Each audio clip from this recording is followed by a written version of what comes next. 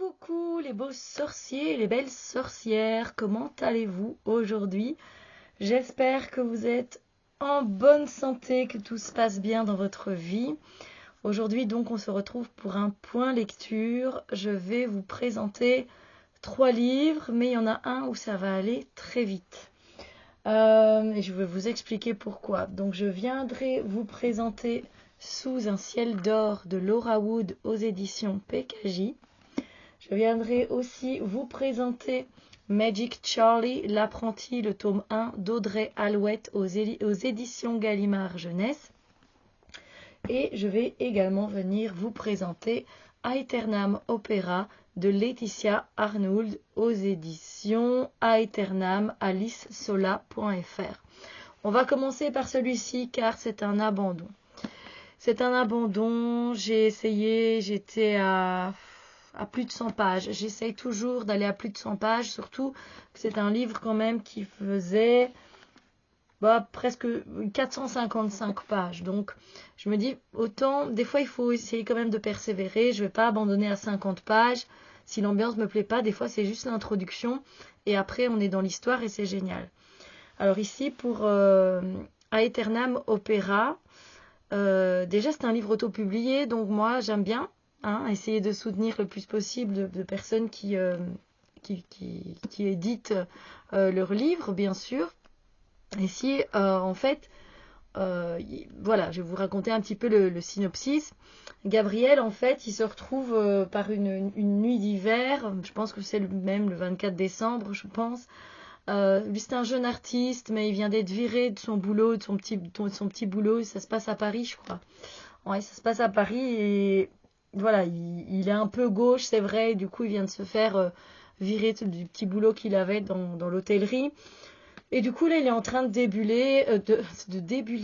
déambuler dans les rues de Paris et qu'il connaît par cœur. Et il est du côté de Montmartre. Et en fait, à un moment donné, il est en train de se dire, mais je suis paumé. Voilà, il fait pourtant, je connais toutes ces rues, mais là, j'ai l'impression de tourner en rond. Il a l'impression qu'il y a un chat noir qui le suit. Et il se dit, mais c'est pas possible. Et en attendant, la tempête de neige, elle est là, elle est en train de s'accentuer encore et encore. Et il dit, je peux pas rester dehors comme ça, il faut que je m'abrite quelque part. Et il se retrouve à essayer, il voit un bâtiment assez imposant, il l'ouvre, ça s'ouvre, et il doit bien pousser la porte pour être à l'abri de la tempête de neige qui est là. Puis Gabriel, voilà, il s'aventure tout doucement dans ce bâtiment et il découvre que c'est un opéra. Et c'est un énorme opéra. Et du coup, de toute façon, le temps que la tempête de neige, elle passe, il a le temps d'aller visiter un peu. Alors lui, en plus, comme c'est un artiste, ça l'attire. Et il commence un petit peu voilà, à visiter, je vais dire, l'opéra, jusqu'au moment où il tombe sur une ballerine. Comment elle s'appelait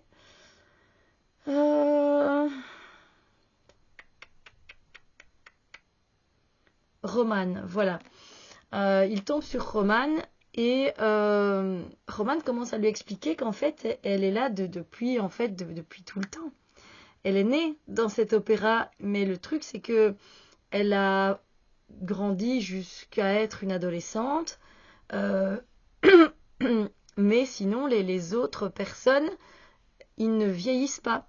Ils restent à l'âge qu'ils ont. Voilà, s'ils sont rentrés, on va dire, à 30 ans dans l'opéra, ils ont toujours 30 ans maintenant. Et la seule exception, c'est elle qui évolue et qui grandit, vu qu'elle est née là-bas. Alors elle lui dit, écoute, c'est vrai qu'il y a un genre de malédiction ici dans cet opéra. Elle fait, on devrait retrouver le Suiteldicat, qui est un mystérieux chat noir. Il faut le retrouver, on serait peut-être libéré de cette malédiction. Et il faut savoir aussi qu'il y a un homme dans ce livre qui peut vous faire disparaître du jour au lendemain. Il y a une liste de toutes les personnes qui sont là dans l'opéra. Et s'il barre sur le papier votre nom, vous n'existez plus, vous disparaissez. C'est assez étrange. Alors voilà, j'ai essayé d'aller le plus loin possible.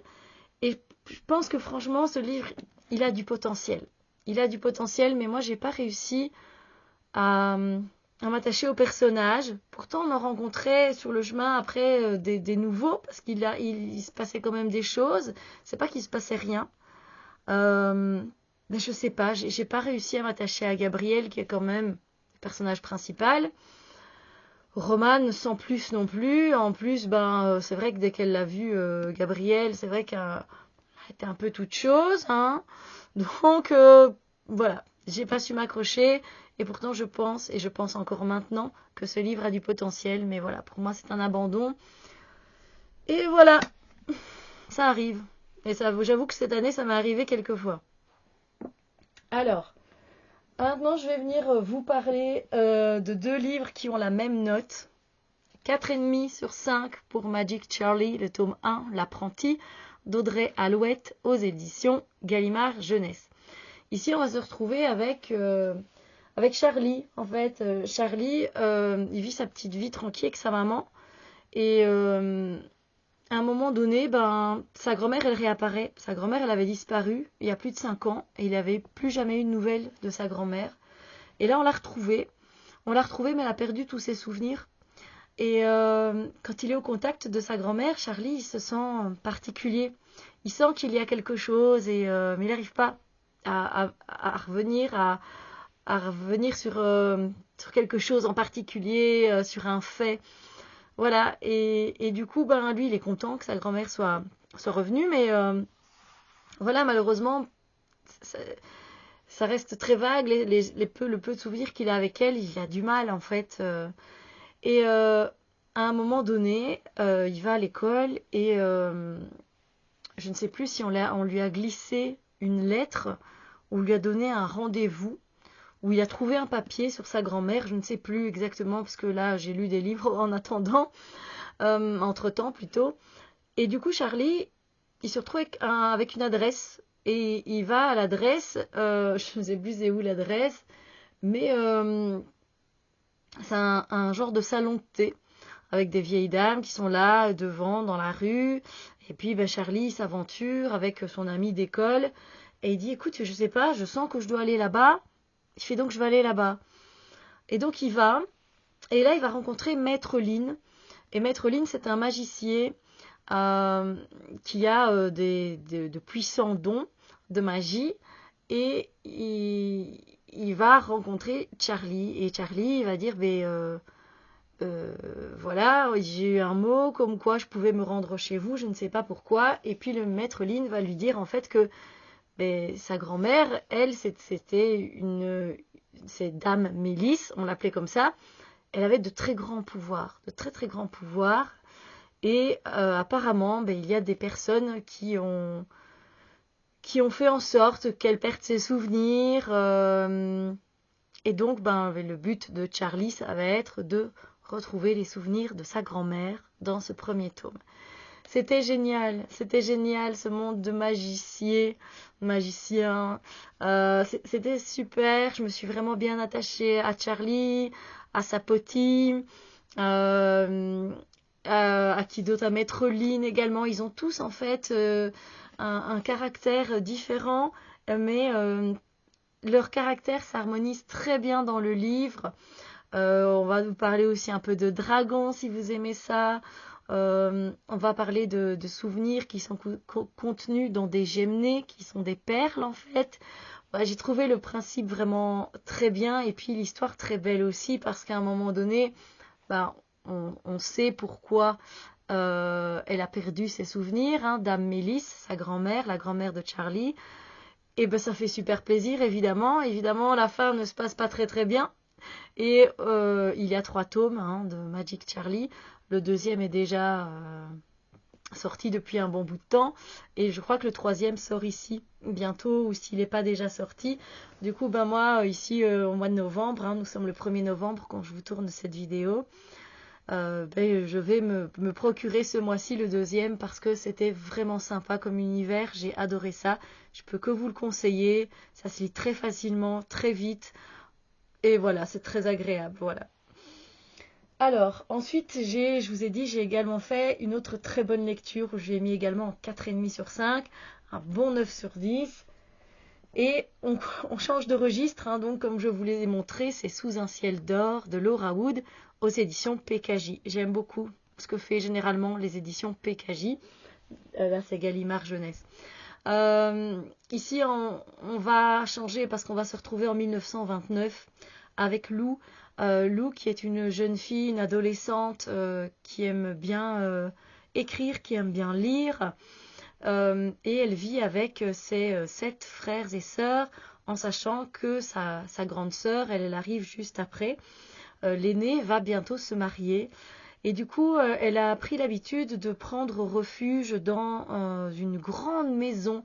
C'est pas un manoir, c'est vraiment une grande maison sur une île qu'on peut traverser quand c'est marée basse. On peut marcher sur le sable et arriver à la maison.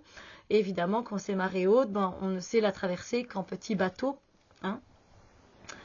Et du coup, cette maison est abandonnée. C'est pour ça évidemment que Lou s'y réfugie pour retrouver le calme.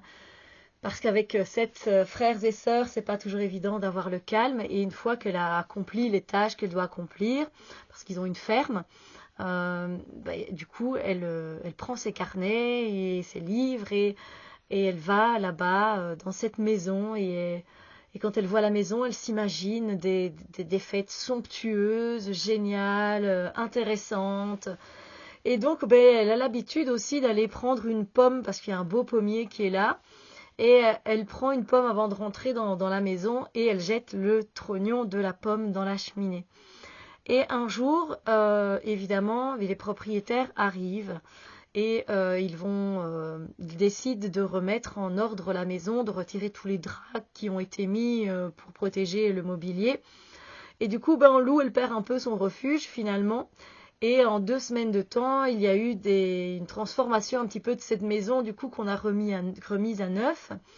Et elle est intriguée parce elle voit des lumières et elle se demande, qu'est-ce qui peut bien se passer? On est quand même en 1929 et on est dans les Cornouailles, je vous ai pas dit. Mais il y a quand même le jazz qui est présent, c'est les années folles, les champagnes, on boit à en perdre la tête, etc.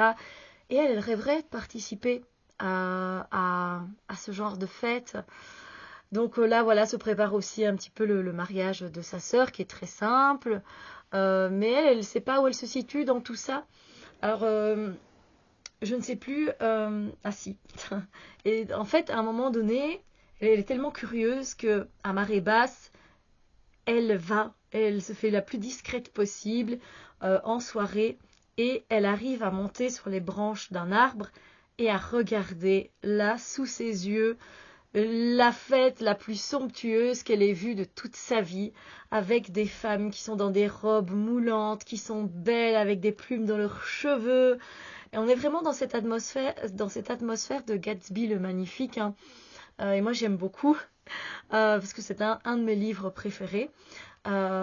Et voilà. Et du coup, elle se retrouve là, et à un moment donné, il y a un jeune homme qui s'approche de cet arbre. Et elle se dit, zut, j'espère qu'il m'a pas capté, qu'il m'a pas vu. Et si, il l'a vu. Et évidemment, il commence à avoir une petite conversation, elle sur sa branche et lui sur la terre ferme, hein. Et, et voilà. Après, je vais pas vous en raconter plus, mais c'est vraiment super chouette. C'est vraiment beau. C'est une histoire d'amitié qui se tisse, une première histoire d'amour qui n'est pas précipitée, qui est belle. Il y a un happy end. Il y a des soirées folles, on est complètement immergé, voilà, dans ces années folles et ça fait du bien, ça fait plaisir parce que c'est pas non plus dans le too much, vous voyez. Et ça c'est chouette. Franchement, j'ai passé un très très bon moment avec Lou, j'ai adoré tous les personnages, Robert, Caitlin. Super, je vous invite vraiment si vous aimez Gatsby le Magnifique à vous plonger dans cette histoire qui se termine beaucoup mieux que Gatsby le Magnifique de Fitzgerald. Voilà, que j'ai envie de relire, j'avoue. Et me suis procuré un livre qui est un peu dans le même style, ça s'appelle L'âge d'or. Mais voilà, c'est peut-être encore un peu différent. Bref, J'ai été conquise, sincèrement j'ai été conquise et je compte le garder et le relire un jour parce que c'était vraiment trop bien, vraiment trop beau. Et voilà, donc c'est deux lectures très très bonnes et un abandon. Voilà, ça arrive. Sinon, bah, dites-moi s'il y a une de ces histoires qui vous tente. Dites-moi aussi ce que vous avez lu, ça me fera plaisir. Hein. Petit partage, c'est toujours sympa. N'hésitez pas à mettre un pouce en l'air parce que bah, ça me motive à continuer à faire des vidéos. Parce que bah, avec les algorithmes de YouTube, etc., toutes les nouvelles chaînes qui émergent, c'est clair que c'est pas évident, mais si ça risque aussi des fois de mettre, je peux dire, le moral à zéro, c'est pas ça, mais ça m'aide à rester motivé. Vous m'aidez à rester motivé, à vous donner du contenu, bien sûr. Donc voilà. Sur ce, je vous fais plein de bisous lumineux et je vous dis à très bientôt pour d'autres vidéos.